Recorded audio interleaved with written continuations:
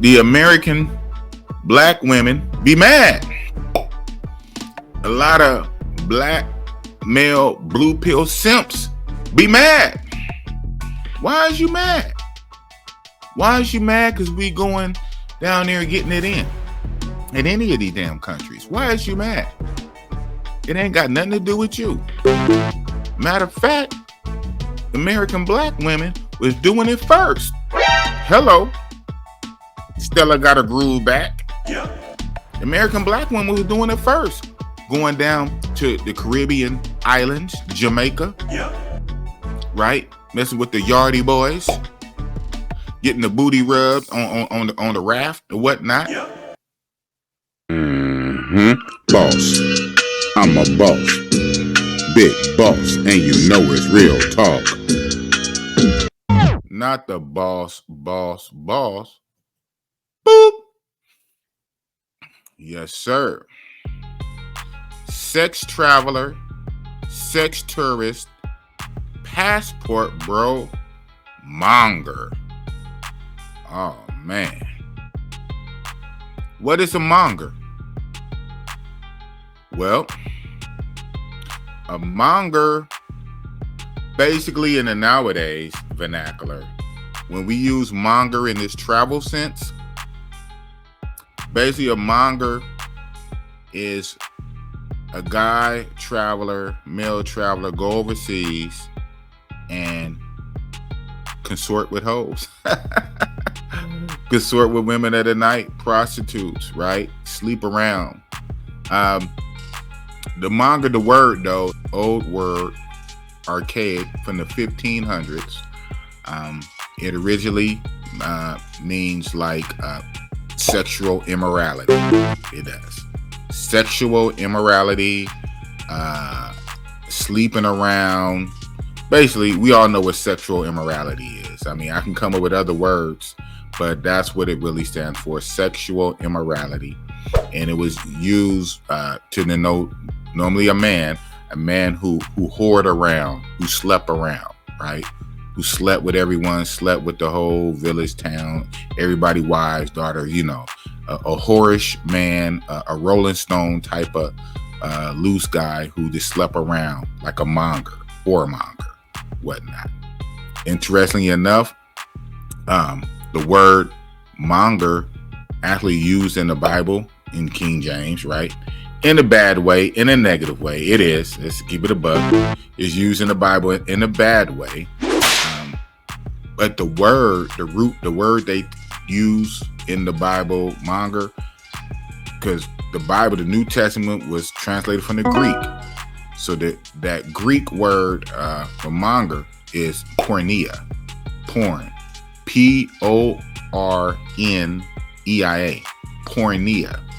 So it's interesting that the Greek word for monger is porneia, and it literally has porn in there. Porn, Porneia, porneia, and that's sexual immorality or whatnot. So in that regard, not a great thing, but a real thing. It is what it is. We live in a sexually immoral world nowadays. Let's just keep it a buck. Who is perfect? No one but Christ. And so we're all doing what we do. It is what it is. And can't nobody point the finger at nobody else. No. Right? Because we all are doing what we do. Yeah. So, in this passport bro-ism, and I'm going to break down mongerism, it's the same damn thing. Right? But anyways, this video right here. If Katt Williams and Charleston White had a baby, pause, no Diddy, it would be Big Boss. Oh, man.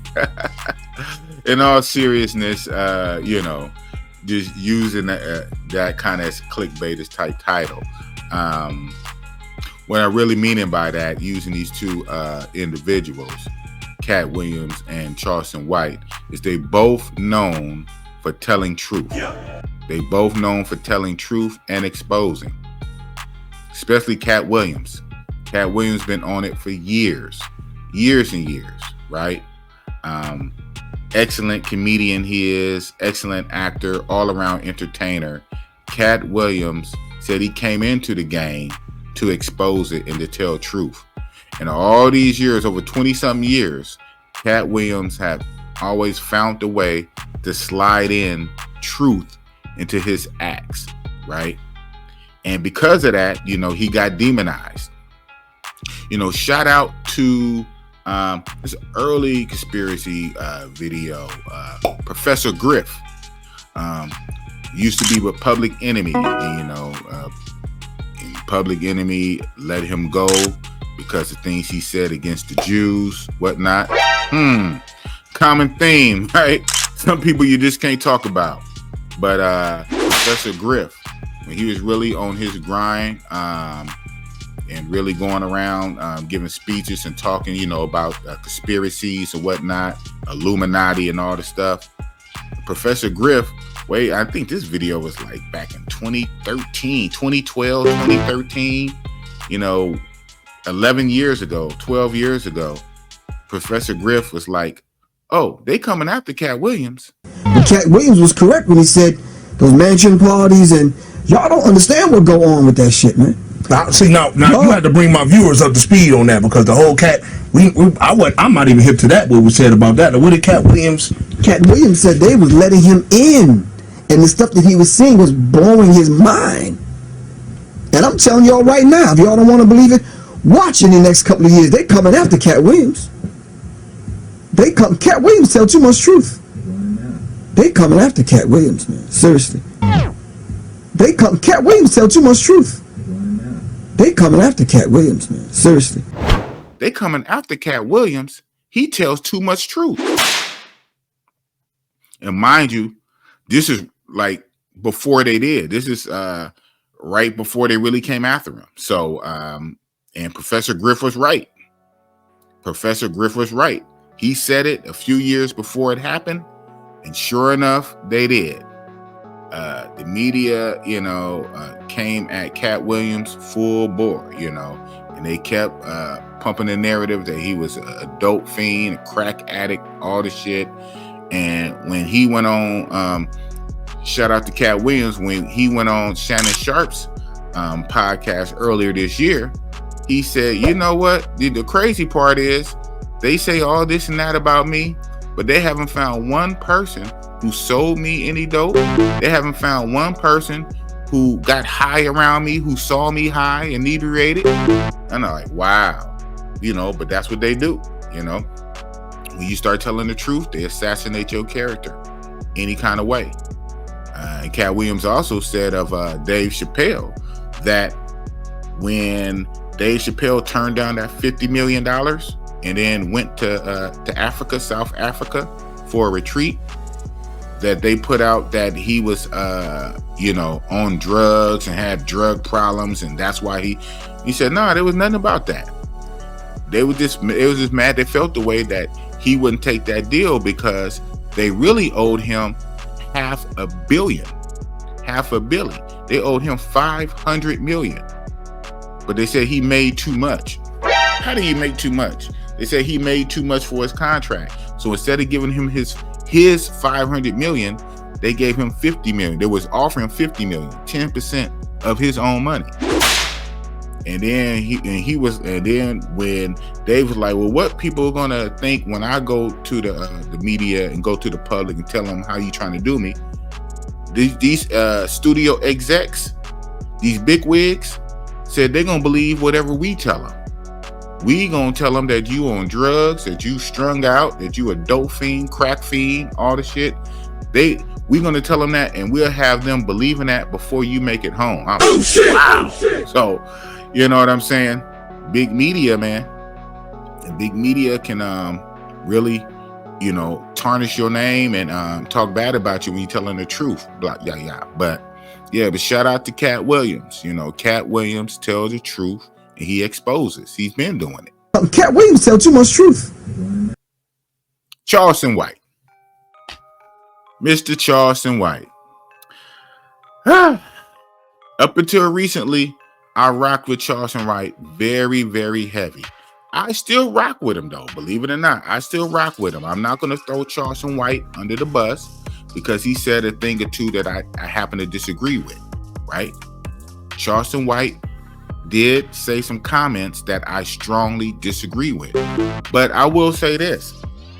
I don't agree with nobody 100%. Nobody. I don't think it's nobody on this earth that I agree with 100%. Hell, I'm a Trumpster. Most of y'all know. My regular followers, y'all know I rock with Donald Trump. You know I'm a Trumpster from day one. And I don't even rock with everything he says 100%, especially Trump. Everything that he say, and especially everything he tweet. I mean, he calmed down on his tweets somewhat. But everything he says and everything he tweets, I don't rock with Donald Trump 100%. You know, it might be 80, 85, right? But I rock with his get down. You know what I'm saying? I believe in him. I rock with his mission and his agenda. But I don't agree with 100% of what he says. I don't agree with 100% of nobody say. So Charleston White, you know, he said some comments that I strongly disagree with. But again, I'm not going to throw the baby out with the bathwater, you know. But for the record, I do disagree with the comments that Charleston White made against Gilly, talking about Gilly's dead son. To me, that's wrong. Now, I know Charleston White tried to clean it up and say what he meant by it and his philosophy on that. And when you're talking about street stuff and this and that and the third, but that's one thing when rappers, you know, talk slick, talk crazy, and all this negativity. When rappers are rapping about crime and drugs and shooting and all this whole kind of stuff, pimping and hoeing, rappers are basically hood reporters rapping about what happens in their hood. Songs, they glamorize the lifestyle of gangs, guns, drugs. Our art is a reflection of our reality. What you see when you go outside your door? I know what I see. And it ain't glamorous. You get AKs from Russia and cocaine from Colombia. And ain't none of us got a passport, so... Just reporting on situations in their hood, that what they went through, violence or whatnot. It's a whole different thing when you, as a man, tell another man, you know, about his child dying, right? Making fun and dissing the dead directly to a man about a man's child's death. That's two separate, totally different things. It don't matter. So what? Rappers rap about it. Yeah, rappers rap about a lot of shit. Our art is a reflection of our reality. Right? But rappers indirectly rapping about a lot of stuff is different than you directly disrespecting a man about a man's dead child. I totally 1,000% disagree with that. That being said, not to take away from other stuff Charleston White has been saying, dropping gems, dropping a lot of knowledge, many times saying a lot of uncomfortable truths that people don't want to hear and that people don't want to deal with. So Charleston White still says a lot of truths. Charleston White still drops a lot of gems. He says a lot of things, a lot of uncomfortable truths people don't want to deal with. So put them together. Katt Williams, always being truthful, always telling you like it is. Katt Williams exposing Charleston White, unfiltered, telling you like it is, whether you agree or disagree. And like I said, I do disagree with his latest comment, but telling it like it is, like how he feels, with no filter, saying uncomfortable truths. These two guys are the embodiment of Big Boss and this channel that I've been running for a few years now. Exposing, no filter, telling it like it is, whether you agree or not. That's the essence of Big Boss Real Talk.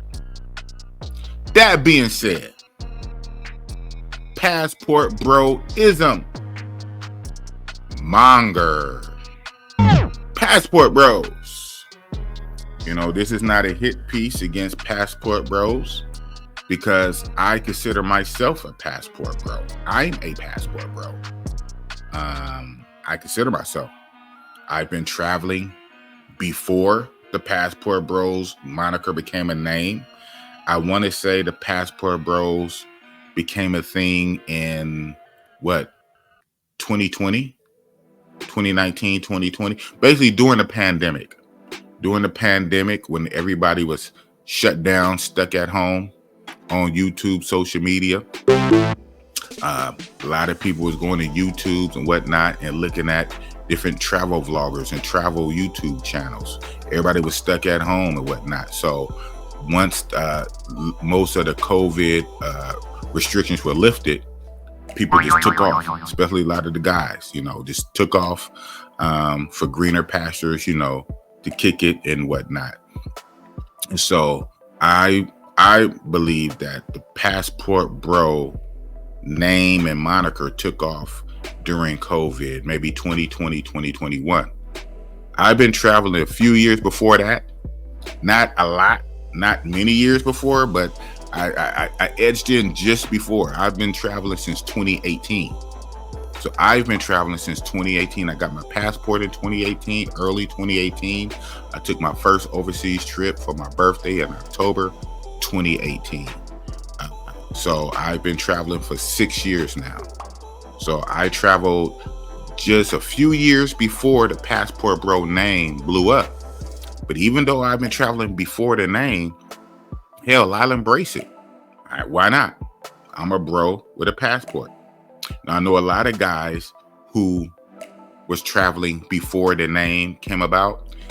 They're the opposite. They don't want to embrace the name. They don't want to take the name because they feel it's like forced association, right? It's almost like being in a gang. And, you know, they said, you know, I'm traveling, you know, I'm working on myself. I'm being the best version of myself. I'm making money, being positive. I'm traveling overseas to escape that kind of stuff. I'm not trying to be in a gang. I'm not trying to be lumped up in a gang. I don't want to be associated with guys who be doing this and that. And they look at me a certain way, especially as a black man traveling. We already got enough negative stereotypes already and enough negative stigmas. I don't want an extra stereotype, an extra stigma attached to me in my passport. I'm just a black man traveling. I'm just a brother with a passport. I'm not a passport bro. I respect that. But guess what? The world's still gonna call you a passport bro. You're still a nigga, right? But you know, I respect that. But I don't run from it. You know, I don't run from no smoke. So it is what it is. I was traveling before Passport Bros, but now Passport Bros is a thing. Hell, I'm a passport bro. Why not? But when I really am, and what most all so-called passport bros or bros with passport or men with passport or guys who don't want to be called passport bros, so they're just a bro with a passport, single male travelers, and even not single, male travelers, we are mongers. Mongers. To a greater or lesser extent. Some monger heavy, some monger light, but it's always going to be some form of mongering mixed in. We're men, we want sex, right? Whether we're getting enough of it here in the States, most likely not. But even if you are, men always want more. But for the most part, most men are not getting their sexual needs met here in the States. They're not.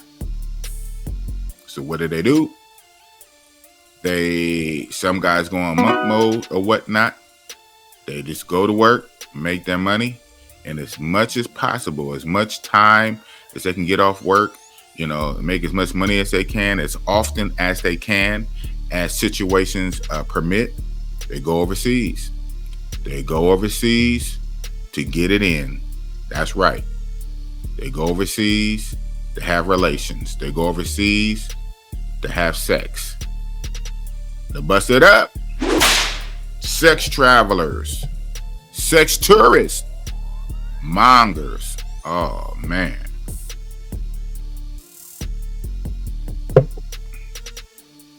So, you have to trip. When the guys go overseas and whatnot on these trips, they're there for a short time. They're not there for a long time. They're there for a short time. So, you know, they're not going to be looking for wives, fit, feminine, submissive wives in 7 days or 10 days. That's not even the purpose of the trip. Purpose of the trip is just to have fun, to kick it, to let your hair down, to get it in, right? To frolic, sow your wild oats. That's the purpose of the trip. Now, I will say that over time, some guys, when they constantly go back and forth to certain countries, they can go multiple times a year. They start learning the language. They start meeting the local people, like the men, and forming networks with the local men, with local guys down there, building in the community, learning the language, learning the culture. They start going more frequently. They start staying longer. Then you would see a tendency for guys to maybe develop some genuine male-female relationships.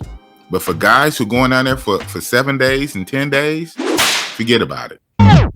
Oh, man. Not the boss. Yep.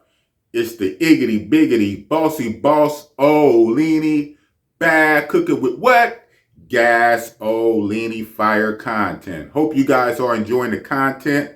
This here particular video, if Katt Williams and Charleston White had a baby, pause, no Diddy, it would be Big Boss. Real talk. Exposing, keeping it real with no filter. That being said, if any of you guys want to use any part of this video to critique it, to make a response, to hate, to diss, I don't care, but you got to do 3 things.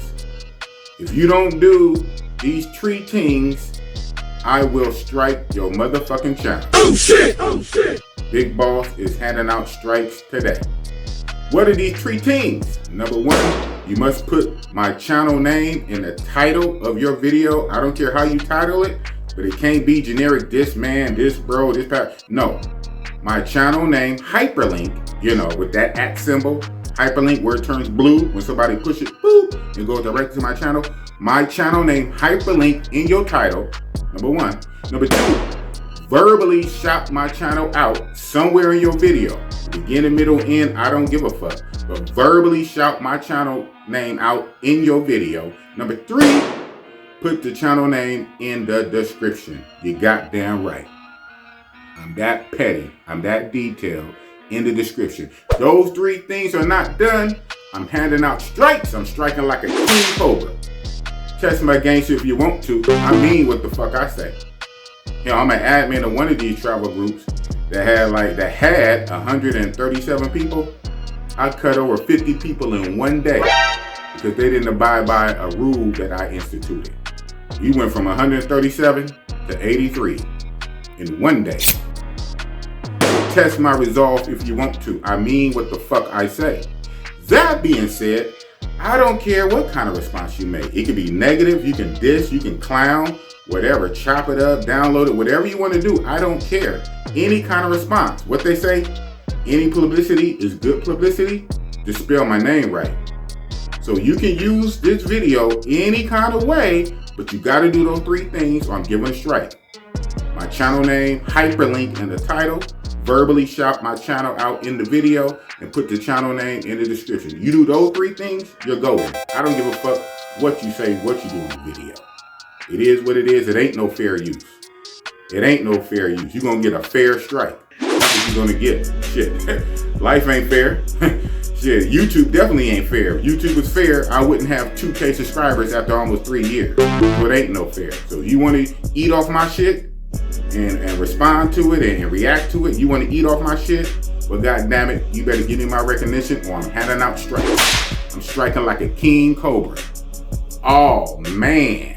But other than that, keep watching the video. Get back to it because it don't stop, can't stop. I fucked a foreign chica in a big boss tank top. Oh, man. I be handing out strikes and I won't feel bad for you niggas. Big boss, real talk. Mongers. Oh, man. Forget about it. Let alone the weekend warriors. So weekend warriors are normally, we call that's like a 4-day trip. A 4-day trip, 3-day trip. Now, normally for something to be so short, 4 days, it would have to be close, right? So it has to be a country that's relatively close, easy to get to, only a few hours. So what country wins out most of the time? Dominican Republic. The island of Hispaniola. Half of the island is Haiti. The other half is Dominican Republic. And most of the guys go to the Dominican Republic half, right? And this island of Hispaniola, the DR, is only an hour and a half from Florida. Literally 90 minutes, an hour and a half from Florida. Hell, only 3 hours from New York by flight. 3-hour flight from New York, and half of that, an hour and a half, 90 minutes from Florida. So that island nation is where a lot of guys, especially the East Coast guys, right, can go for like a 3-4 day vacation, weekend warrior.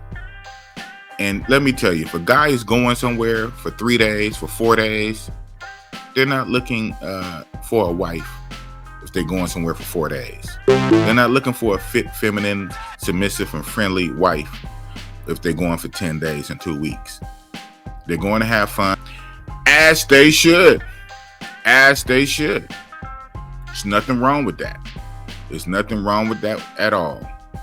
As long as men do everything legal, by the book, whatever country you go to, obey all laws, be of good conduct, right? Be of good conduct, obey all laws, don't cause trouble, go down, spend your money, stimulate the local economy, and the hotels, the restaurants, any of the tourist service, activities, spend your money in a local economy, have fun, enjoy the nightlife, even in the red light district, right? Hey, it's already going on. And so that's what I'll be saying. And these places that the passport bros go to, they're hot spots. They're hot spots and or red light districts where they have brothels, where they have open street prostitution, where they have women of the night, prostitutes, working girls, paid whores, working off of social media, dating apps, in bars, in nightclubs, on the street, right? Hell, you get in country half the time, half the taxi guys will hit you up. They got all the hookup. You want a girl? You want a girl? Here, look at my phone. Hey, what girl you want? Pick them out. Oh yeah, I'm telling. It's all there. It's a setup. It's an infrastructure. It's a network. It's already set up.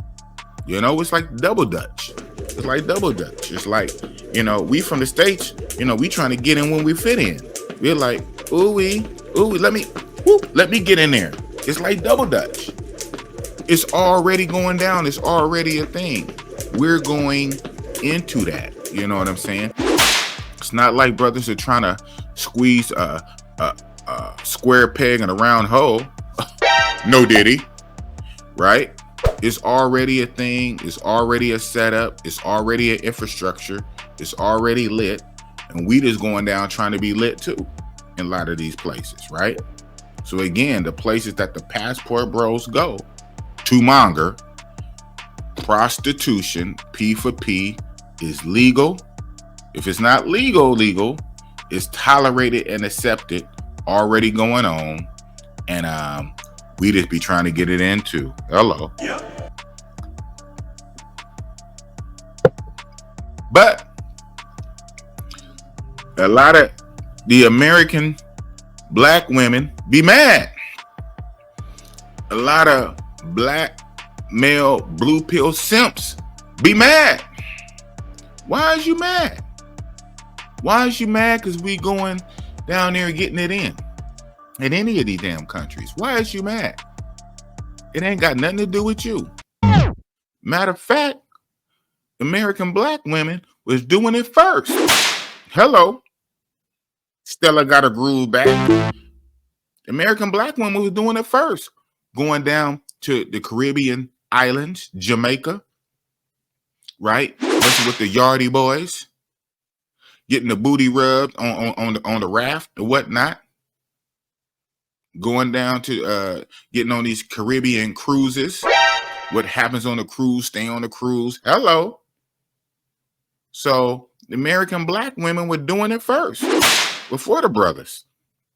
You know, they always say women are more advanced than men. Even as kids growing up, you know, the girls mature faster than the guys, right? So shout out to American black women for leading the way. The American black women were the original passport bros or the passport sisters. Because the American black women were doing it. The American black women were sex traveling, sex tourism first. And that's real talk.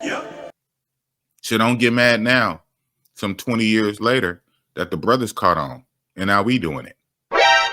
And now we doing it. And y'all coming, following behind us, going down to Cartagena, in the clubs, doing your little sorority dances and whatnot, following brothers all around. Why are you doing that? Like I said, the American black women were sex tourism, sex traveling first. And they learned it from the American white women, who learned it from the American white man, who is the original sex traveler. The American white man, or say European white man. Hello, Christopher Columbus. Back in the day, don't get me started on the history lesson, because Big Boss, I know some shit, right? So we really want to talk about who is the original sex traveler, who is the original sex tourist, getting on ships, sailing all around the world, finding new lands, conquering new lands, enslaving people, enslaving the men, and impregnating all the women. Hello. So I don't want to hear it. Even today, you have the European men, they go all over the world, you know, Asia and whatnot. The European white women, the one who participates, they go to Africa. The European white women, they like to go to Africa to the sex travel, the sex tourists. European white women go to Africa, get with them African dudes. The American black women like to go to the Caribbean islands. Hell, even in Dominican Republic, they have a term for that called hanky spanky. Hanky spanky. They have a term for that. For the women, the Western or American women sex tourists with the local Dominican man. The hanky spanky. So yeah, it's a thing. It's been a thing. So my thing is that, you know, don't hate on us. Now, we do what we do. We lit. For the most part, we ain't breaking no laws. Wherever we go to participate is legal or tolerated, accepted, right? And we keep it all above age. Now, so some of that stuff that we be seeing in the news, for the most part, thank God, 99.9999%, right? It don't be us. It don't be the brothers. It don't be the blacks. It don't be the American blacks. Yeah, I don't even think it'd be the Africans. Shout out to our African brothers and cousins. It don't be the blacks. It be the Blancas that be participating in that weird shit like that. And that is wrong. That is wrong. And we do not condone that. When we go overseas and we play and we pay to play, grown adult women, adult grown. Hell, you know, we like thick anyway. That's why a lot of brothers don't even want to go to Asia, especially Thailand, because even them women, a lot of those grown adult women tend to be little and, you know, and slender or whatnot, and that's too little for most brothers. And we know they grown. We know they grown because they working in bars, they working in establishments that's going to check their age. So the bars and establishments check their age. We know they grown, but even though they grown, they little. A lot of brothers don't like that. We want fully grown developed. So don't even put that jacket on the brothers. The brothers, we not with that. We not with that under, minor, none of that. I don't even want to say the whole word. This video bad enough just with my topic, the topic that I'm already talking about. It's going to trigger people. It's going to feel away. It is what it is. I don't need to come out and say it. We're all grown adults and understand what I'm saying. That the black guys, the brothers, we not on that type of time. We do not fuck around with the kids, with the children, no underage at all. Grown adult women. Grown adult women consensual. Grown adult women consensual that's already out there trapping and getting it in. Again, we're going into situations that already has a red light, right? That already has a P4P culture. We're like like I said, the double Dutch. We're getting in where we fit in. They already doing it. They already lit. They already have an infrastructure. So yeah, we here, we research it, we search it out. You know, we network, we trade information and whatnot. This is the new spot. This is a hot spot. You know, this is going on. And we go over there and we turn up and we lit. And that's okay. Yeah. And that's okay. As long as we're not breaking any laws or breaking any rules or causing any trouble, that's okay. Yeah. Hell, the problem is half the time, the American brothers, we get messed up in some of these countries. Colombia, Medellin. And guys still want to go. Oh my God. You know, the American State Department can put out something and say it's dangerous, don't go. Eight American guys have got killed over the last few months. Americans have died, gotten killed in this in Colombia, Medellin. Guys still go. Ain't gonna happen to me. They didn't know how to move. It ain't gonna happen to me. So, hey man, can't fix stupid. But I'm a proponent of men doing what they want to do, taking your risk. In this travel game, you can't take it lightly because there's no guarantee you're going to come back. But nothing in life is guaranteed. Here in the States, nothing is guaranteed. Hell, the job I do every day, you know, I wear a gun. I'm an armed security officer. And every day I go to work, that might be my last. I'm here in Oakland, California, doing security. And Oakland is off the hook right now. It's really, really off the hook. Bad city management, all the stuff. There's a lot of stuff we got to change. I'm going to be starting another channel where I'm going to be focusing on Oakland and the Bay Area. But that's a whole nother topic. Where my mind is going with it, that America is dangerous itself. Getting more so dangerous. So everywhere is dangerous. When you go overseas, up that a couple of factors. You think you got hoods here? And I should know, 'cause I'm from Oakland. You think you got hoods here? Go to some of these other countries. Go see they hoods. And they got hoods. Hello.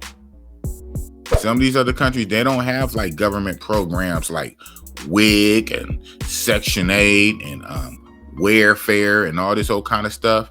And them people, they live, they get it out the mud, they get it how they can. The shout out to them, strong people. I've been to like 4 countries so far already in my travels. 2018, right? 6 years. I've been to the Dominican Republic. I've been to Brazil. I've been to Colombia. I've been to Thailand. Been to Mexico, but Mexico don't count, especially for me being here in Cali. And it's whack anyway. But yeah. So I've been to Dominican Republic. I've been to DR, Dominican Republic 5 times. Right? I've been to Brazil. I've been to Brazil also 5 times. I've been to Colombia. I only been to Colombia. I only been to Colombia 3 times. And Thailand. Been over to Asia. I've been to Thailand 4 times. Yeah. I've been way to Asia. I've been to Thailand 4 times. Colombia 3 times. Dominican Republic 5. Brazil 5. And plan to go to Africa soon. So, and even more places. So I seen some shit, right? I'm exposed. I'm exposed. I seen some shit. I've been around. And so you think you got some hoods here? Oh, you got hoods, all those places, especially Brazil hoods and Colombia hoods. Oh man, them favelas, barrios. Oh man. So you have to have your head on a swivel if you're going to get into this travel game. You know, it's just not all peaches and cream, right? There's do's and don'ts. There's rules to the game. There's rules to abide by. So I would say that you travelers getting your passports, you want to follow some good travel YouTubers and get some tips and whatnot. Just be jumping off the porch. And just because you watch 1 or 2 YouTube videos about a spot, you book your shit and you jump off the porch.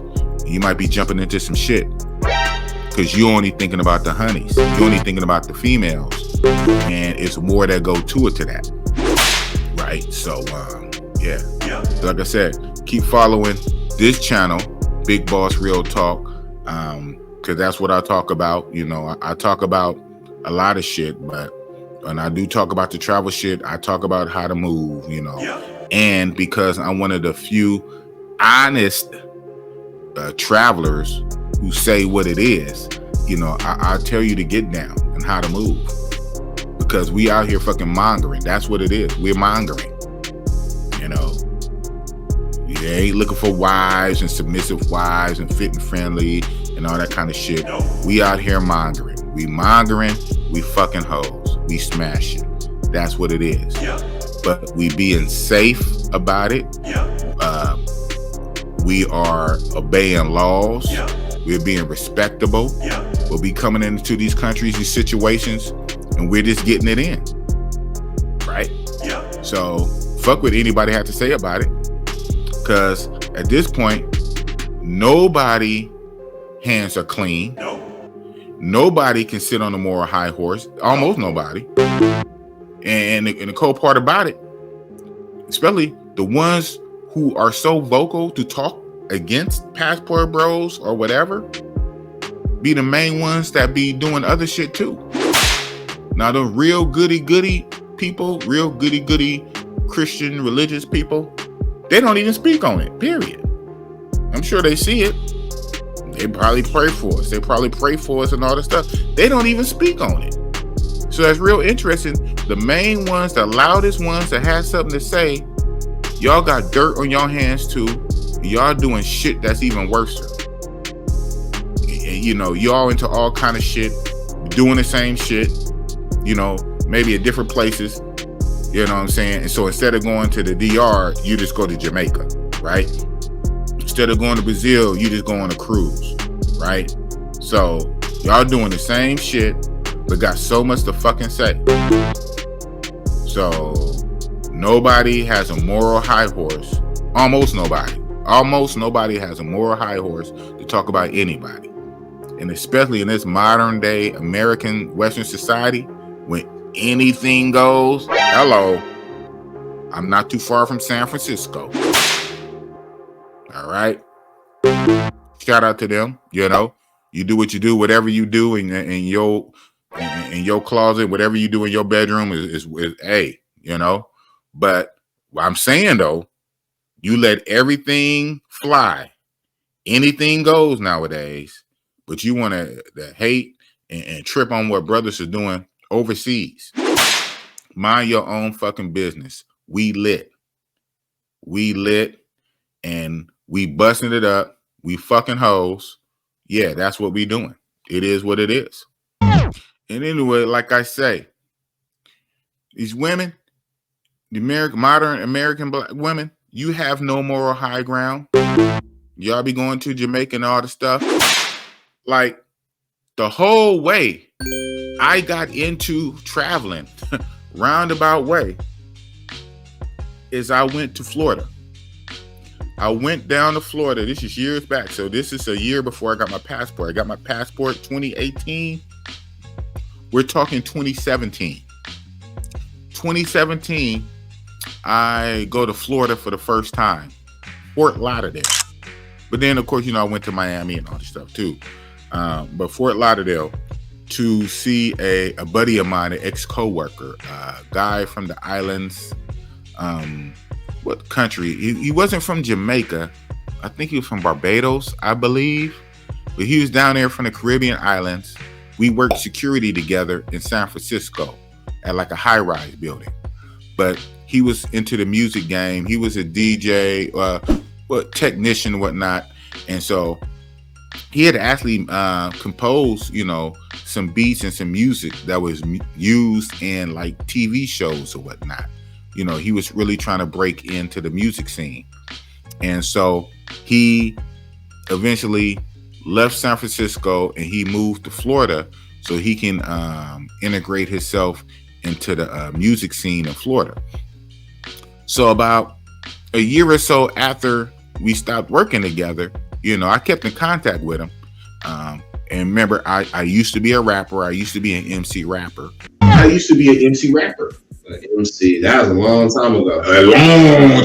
Boss, you was rapping when they was saying, nigga, you was calling niggas sucker MC. Oh man, this guy got jokes. I wasn't calling them sucker MCs, man. I think it was bitch ass niggas that want to sucker MCs. Damn. Nah, I wasn't calling them sucker MCs, man. Calling them sucker MCs. Oh man. You said I was an MC rapper. MC rapper, man. I used to be a rapper. I used to be an MC rapper. But he wanted me to come down to Florida and check him out and check out his get down and his surroundings and his studio and meet his music connects and whatnot. So I'm like, why not? So anyway, when I went down to Florida, I was exposed, you know. I'm a guy who I have never had traveled pretty much out. Well, I went to Nevada. When I was a kid, I went to Colorado for some stuff, but I never went that far. Basically, I wasn't a traveler. I never even went that far. I went way to Florida, right? And I went to Florida, man, I just loved it. It was cool. You know, it's a different environment, hot, palm trees. And I was around a lot of different types of ethnicities, you know, Cubans, Dominicans, Haitians, you know, it was lit. You know, and then so he took me around, obviously, to the club scene, the music scenes, and all that stuff. So it was lit. I really liked that Florida trip. And I was coming back from Florida to Cali. I remember on JetBlue, we offered direct flights to Dominican Republic. So, you know, when I got back, I just researched this Dominican Republic. What is Dominican Republic? I heard of that. And I researched it and all the stuff and what was going on there. And I was like, wow, that's legal? That's legal there? Oh, snap. Come to find out, you know, years later, that it is prostitution is technically not legal there, but it's just widely practiced and accepted by the authorities and all stuff. But let's rewind. Even though that was the catalyst to me being exposed, getting a travel bug, me flying down to Florida. But when I was in Florida, I was seeing a lot of like island type people. I seen a lot of the Jamaicans, a lot of Cubans, a lot of Dominicans and whatnot when I was in Florida. And it had a whole different vibes. Like, so when I was flying back on JetBlue, ding, we offer direct flights to Dominican Republic. I said, what the hell is a Dominican Republic? So it always stuck in my mind. So when I got back to the town, I just started looking up, because now even that Florida trip, not just the state, even Florida, that Florida trip put a travel bug in me. I got bit by the travel bug. Even though that was the catalyst to me being exposed, getting a travel bug, me flying down to Florida to meet my ex-co-worker who was in the music gang, trying to bust into the music industry. Me going to Florida, getting exposed, to that heat, the palm trees, all the different ethnicities of people, me flying back across country. Going somewhere different. And then going there, it was very hot, the palm trees, interacting with all the people. Like I said, my guy, he's plugged into the music scenes. He took me around to some spots, plugged me into people, stuff like that. So I'm out there in Miami, I'm out there Fort Lauderdale, you turning up. And so I'm coming back. And so I'm like, so I started looking up Dominican Republic. That's legal? I said, oh man. I said, what? I said, that's legal there? Like legal? So then that started my deep dive. Do you know that guy? Like I said, he was an American-born citizen. He was, I want to say he was Barbados, not Jamaican. But he came to America on a green card shit twice. Oh shit! You know how he ultimately got to America? Craziest thing. So in his home country, he was working in a hotel industry. And so a lot of American black women would go there. And so he would just make it his thing, him and all his homeboys or whatnot from the island. They would rizz up these American black women, and of course, smash them and all the stuff. And, just give them massages, smash them, talk sweet nothings, and really just get cashed out, for them. So, but what he would do, his thing was he wanted to get an American black woman to marry him, to bring him to America. And do you know this guy, he did it twice, not once, but twice over the years. I'm like, wow. I said, how did you manage that? But he had got, at first it was years back, he got an American black woman who would come down to the island, come to his hotel. He kept in contact, they had their little relationship. And he rizzed her up and she got him his green card or whatnot and brought him to America. But something didn't work right. I forget, this is years back. And I think like they divorced or she divorced him or something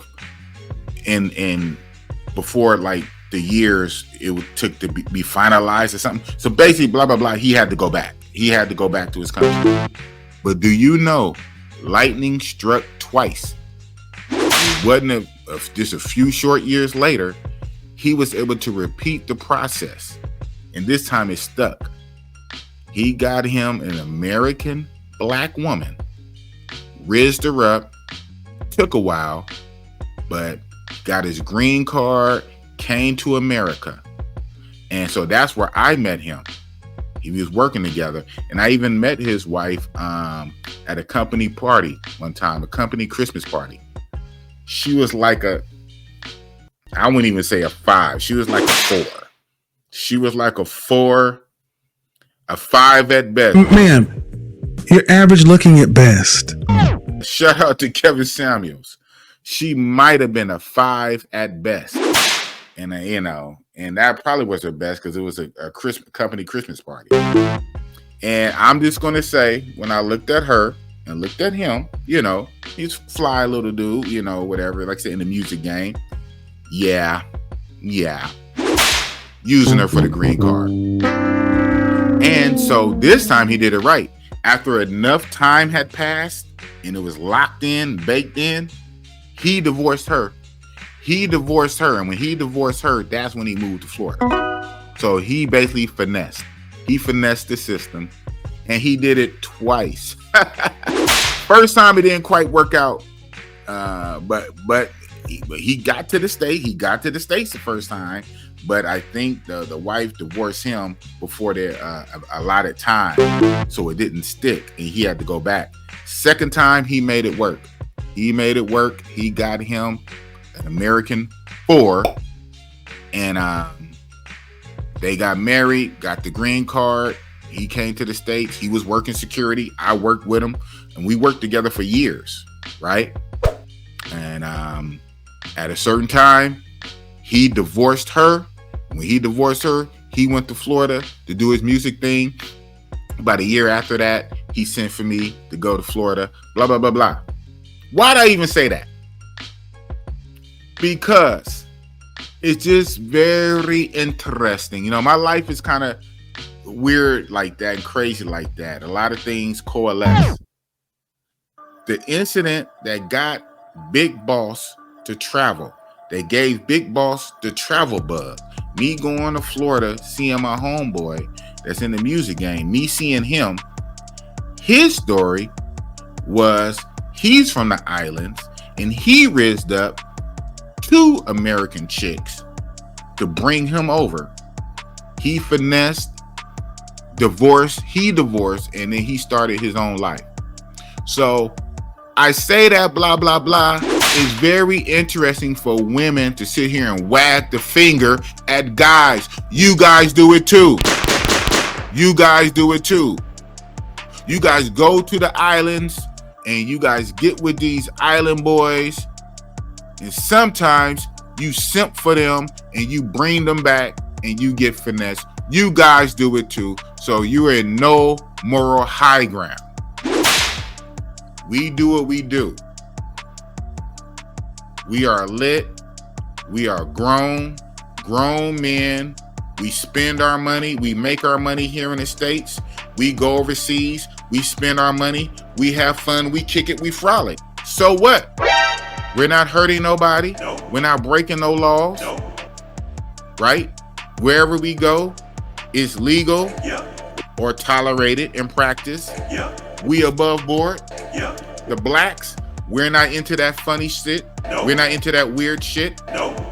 That's what them white guys and them European guys and them other guys.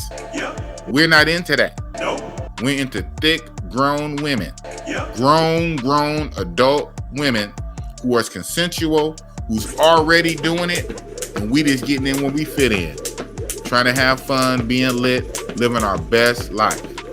It is what it is. Mongering. Passport bros, mongering. Deal with it. Mind your own business. Do what you do. Keep going to Jamaica. Keep going to the cruises. Keep doing what you're doing. And don't worry about us. Stop following us around. Just know we lit. Just know we lit. We ain't breaking no rules. We ain't breaking no laws. But we having fun, living our best life. Mongering. And why is it called mongering? Just simply because we go overseas. And here in the States, it's not called mongering. The same activity, basically buying pussy, paying for hoes, consorting with prostitutes, tricking, buying pussy. Here in the States, it's just called tricking. But when you go overseas, it's called mongering. And again, here in the States, it's illegal, right? Supposedly, technically, it's illegal, except for Nevada. It's illegal here in the States, but when you do it here, it's called tricking. But overseas, it's called mongering. Why is that?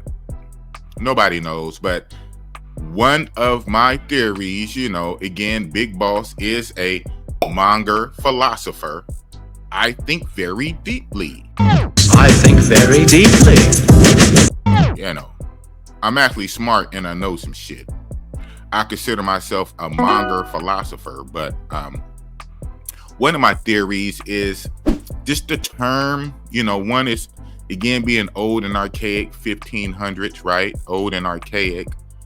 1500s, around the time when a lot of the European countries were sending out their ships to the New World, to the Americas, to America itself, to the islands and whatnot, finding these new lands, South America and whatever, and the islands, Caribbean, that they were pretty much seen as conquerors, you know.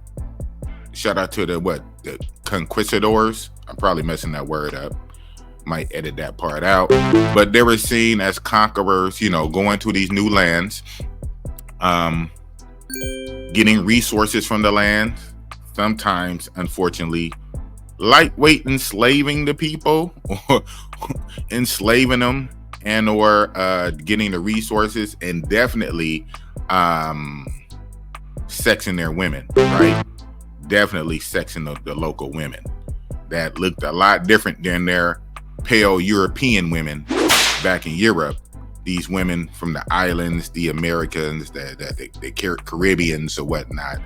So these explorers on these big old ships coming out of Europe, going all over the world to the New World, finding these new lands, getting the resources, sometimes enslaving the people or working the people, definitely sexing the women. Monger kind of goes with conqueror, I think. So blah, blah, blah. Overseas, from a first world developed country to a third world, second world, or developing country, right? And taking advantage, quote unquote, of, don't want to say a lesser people, but basically taking advantage of a situation, coming from an established first world economy, going to a developing nation, and pretty much taking advantage. The monger. So again, it has a negative connotation. The word monger always had a negative connotation, right? Depending on how deep you want to go with it. It was never a good thing. Monger was never a good thing. Monger always has a negative connotation. Hell, even in the Marvel movies, shout out to the Black Panther movies, Killmonger, right? Rest in peace, Chadwick Baldwin, who played the good Black Panther, T'Challa, but his cousin Injara was Eric Killmonger, right? Killmonger, basically, negative, like a killer, So monger is always a negative thing, and this is why a lot of guys, and rightfully so, don't want to be associated with the term monger. One is very descriptive. It tells exactly what you're doing, and it tells what you're doing in a negative sense. So who wants to be associated with negativity publicly, right? Publicly, right? We all know what we do, within these groups, but publicly. So that's why they don't like the term monger. It's exactly literally what we're doing. We're mongering, we're mongers, but the bros don't want to be called that. So what?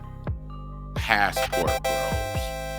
But what I would say though, that yes, we go to other countries where their currency, is weaker than the American dollar. And so we take advantage of the situation, but we are not necessarily taking advantage of people and individuals, but we are absolutely taking advantage of a situation. We are taking advantage of a disparity, right? We are taking advantage of that. Even on the surface level, the dollar is stronger than a lot of these other currencies. And that's just a fact. So no matter what you buy, so whether you're buying property or you're shopping, buying clothes, shout out to the homie had him on the channel, the first in-studio guest here. My fellow Oakland bro, Ice City 510, over in Thailand right now. He did a live stream where he showed where he did shopping in Asia, shopping in Thailand, both Bangkok and Pattaya. He bought shirts, shoes, bought all kind of clothes. And one of the things he was saying, rightly so in the video, he said, look, how much would have cost if I'd have bought these items in the States, in America? If I'd have bought these shoes, if I'd have bought these shirts, if I'd have bought these items in America, how much it would have cost? You know, you fly over here to these other countries, you go right to the source. A lot of the stuff is made and manufactured over here. Hello, China, Chinese sweatshop. A lot of stuff is made over here, right? So without the tariff and the taxes and the transportation costs and the upsell, go right to the source, get it for cheaper. So no matter what you're talking about, a lot of times when you travel, you would get things for cheaper, especially when you go to the source. That's just a fact. So no one is taking advantage of no one individually. No. But our passport bros taking advantage of disparities, taking advantage of the strength of the dollar, the local currencies in these other places? Absolutely. Yeah. Absolutely. You know, it's one thing, as I was doing this video, shout out to the brothers in these groups. This one brother, of course, no names, said a dope statement in this groups that actually started a big discussion. But I'll go ahead and read it out with the name redacted, right? But basically what he said, I'll go out on a limb with this statement. Some folks may curse me, but I'm willing to bet 80% of the girls P4P, that means pay for play, the paid prostitute whores, P4P prostitutes, paid girls. I'm willing to bet up to 80% of the girls P4P would not be fucking none of us if they had their own money. Shit, oh shit. Across the board, poverty is the great equalizer. Otherwise, groups like this would not exist. Wow. Shout out to the homie. You know, he already said that. Again, no names. Just the ideas and the concepts, you know, shared in these groups. Yeah, I'll read that again. I'll go out on a limb with this statement. Some folks may curse me, but I'm willing to bet 80% of the girls P4P would not be fucking none of us if they had their own money. Across the board, poverty is the great equalizer. Otherwise, groups like this would not exist. I said it. I said what I said. Shout out to the homie. I hearted that. You know, actually, I put 100% emoji on it. And then I commented, poverty and greed. Poverty helps with low prices. The greedy chicas would still do it, but they would charge way more. Poverty helps with the low prices, but the greedy ones, they're gonna still do it, but they'll charge a lot more. The other homie said, no names. Other homie said, they just fuck less dudes and ask for luxury shit like expensive bags, trips, dinners, like in America. Oh man, yeah. And I also hearted that one. It said they would just fuck less dudes and ask for luxury shit like expensive bags and trips and dinners like America.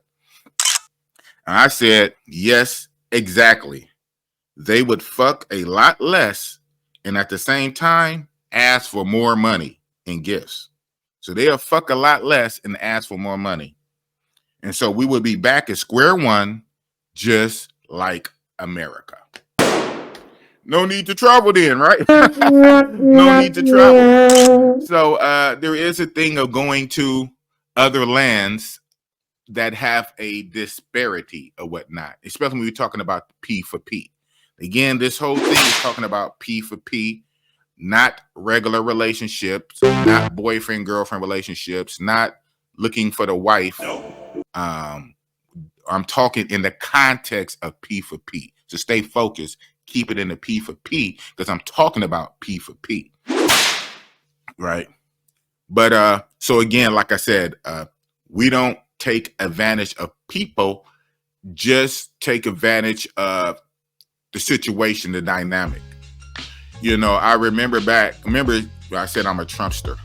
Back in 2016, when Donald Trump was debating Democrat frontrunner for president, Hillary Rodham Clinton. And during that debate, I don't know if it's the first, second, or third debate, but one of the debates, Hillary Clinton hit Trump with, well, you don't pay your taxes. You won't let us see your taxes, and you're known for not paying your taxes. And even when you do, you wiggle out of this, you wiggle out of that. You find these loopholes to not properly pay all your taxes. How can you be a good president and set a good example, and you don't even pay your taxes? You know, blah, blah, blah. Trump hit her back and said, first of all, I do pay my taxes. I pay a lot of taxes. So I'm a billionaire with a B. So yeah, I pay a lot of taxes. But do I use loopholes to reduce my tax obligation? Do I use loopholes? Trump said, yes, I do. He said it right there on stage. He said, yes, I do use certain loopholes in the tax code. But you know what? And he said, but guess what? Miss Senator lady running for president who been in DC for 30-something years. You've been up in DC for 30 years, making laws, passing all kind of laws, co-signing bills, like the 1994 crime bill, super predator, we must bring them to heel crime bill, 1994. You've been up there making all other kind of bills. Then how come you and your cronies haven't made laws and bills to curb that? How come you didn't make laws to close the loopholes, the tax loopholes?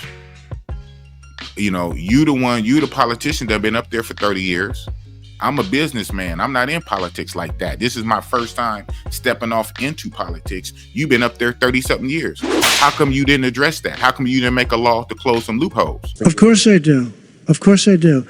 And so do all of her donors, or most of her donors. I know many of her donors.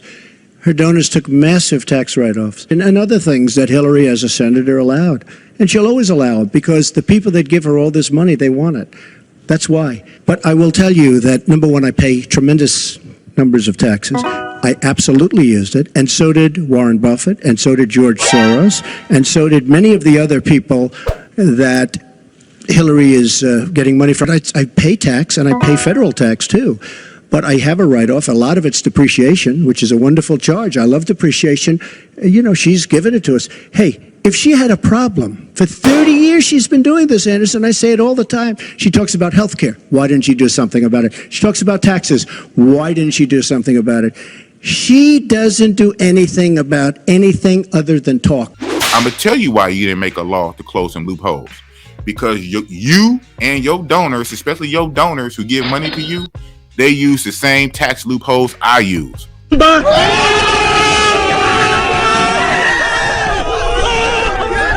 Ooh. Shout out to DJ T, man. He said, you talk all this and that. If it was that serious, if it's that much of a problem, then you up there, you hold the levers of power, then you would change the laws and make certain rules and laws and regulations, and you would close them tax loopholes. But you're not closing those tax loopholes. You know why you're not? If you want me to pay my taxes, then change the tax code. But I know you won't, because your friends and your donors enjoy the same tax breaks that I do. And with that, my friends, the star was born. Because your donors are using the same loopholes that I'm using. So I'm going to keep using them. I said, wow, that's what I'm talking about. So everybody is going to use a situation that's legal that favors them, right?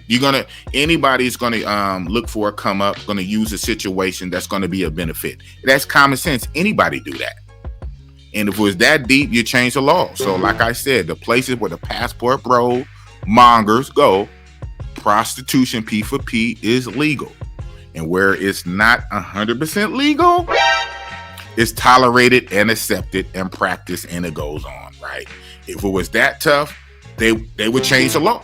They would change the law like America does in 49 states, except Nevada. They would change it. If it was that serious, they change the law.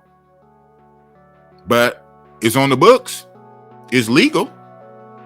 And again, if not legal, it's practiced and accepted and tolerated. So it must not be that bad because it's legal. They let it happen. So if they wanted to stop it, they would change the law. Yeah. So therefore, you know what I'm saying? We are utilizing the same situations that other people are doing it, that white folks have been doing for the longest time. Going back to the 1500s, those ships that's been going out, right? That the white folks have been doing for the longest, right? Yeah. That black women have been doing for the longest. Because the black women learned from the white woman, and the white woman learned from her white man, right? And so the black guy, like, we're like the last on board. We're the last on board getting on this monger train, getting on this sex travel, sex tourism train. We're the last on board. It started with the white man, then went to the white woman, and then the black woman copying off the white woman. And now the brothers, you know, we seeing what the sisterhood do, the yaya sisterhood, the brothers we getting on. You know, we don't really tend to go to Jamaica and get on the cruises, but hell, we go to the Dominican Republic. We go to Colombia, we go to Brazil, you know, we even go over to Asia, to the Philippines and Thailand. Some of us are just now starting to go into the continent of Africa and hit up certain African countries in the continent. So we getting it in too. But the white man has been doing it for centuries. Yeah. So it's a problem when the black man start doing it. And again, when the black man does it, we don't get into the weird shit. No. Hello. You know, the black man, we pretty much stay on code, and we at the females, full-grown adult females, thick, shapely, fully developed grown females, no little weird shit. No. And we keep it pushing, we keep it lit. In legal areas, we go where it's legal. We go where it's legal, authorized, tolerated, accepted, right? It's already a get down. It's already an infrastructure. It's like double Dutch. We just jump up in there. You know what I'm saying? It's already going on. It's already accepted. It's already an infrastructure. It's already set up in place. It's already a red light district all laid out.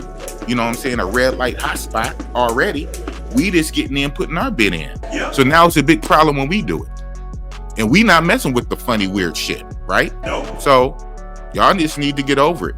Passport Bros, Mongers are here to stay. Yeah. And Big Boss O'Leeny, Big Boss from Oakland, California, is one of the first Passport Bros to come out and openly say, I'm a monger. And I'm standing on it. I'm a monger. I monger. Yeah. I sex travel. Yeah. I sex tourist. I do all that. Legal. I go where it's legal. I don't break no laws. No. I don't break no rules. No. I do what it do. I turn up. Yeah. Me and many, many others, and many more will follow. It is what it is. Yeah. You know, we deserve pussy too. We deserve sex too. I deserve some pussy too, goddammit. That's a bar. We deserve pussy too. We deserve sex too. It's still that bad. And if we can't get sex in the States, we're going to get it wherever. Legal. Hello. So it is what it is. Big Boss, real talk. Y'all feel away. Katt Williams said in 2024, everything is going to be exposed. Hello. Telling it like it is. No filter.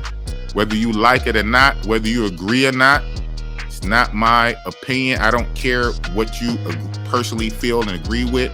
I'm just keeping it real, like I always do, like I've been doing for the last 2-3 years since I ran this channel, Big Boss Real Talk, being 100% unfiltered. So, does the YouTube algorithm push this? No, because this is not acceptable or you know what I'm trying to say, you know, but it is what it is. This is real. Yeah. It's a reality. It's happening.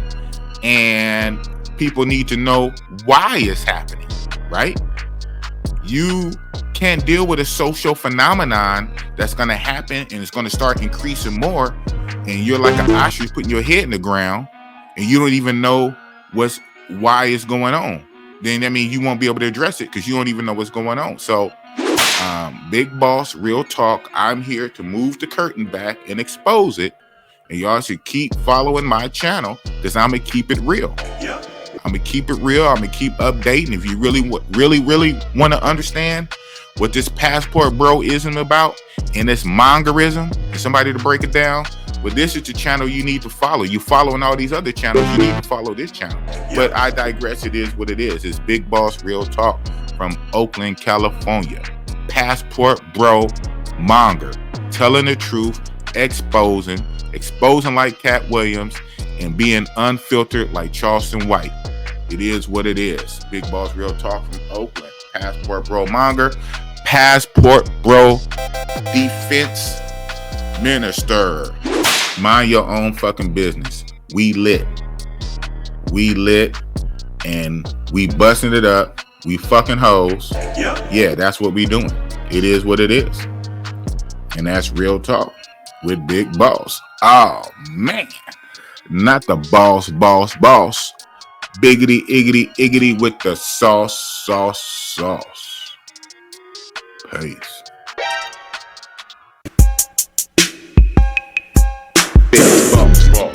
Big boss, and you know it's real talk. Big boss, and you know it's real talk.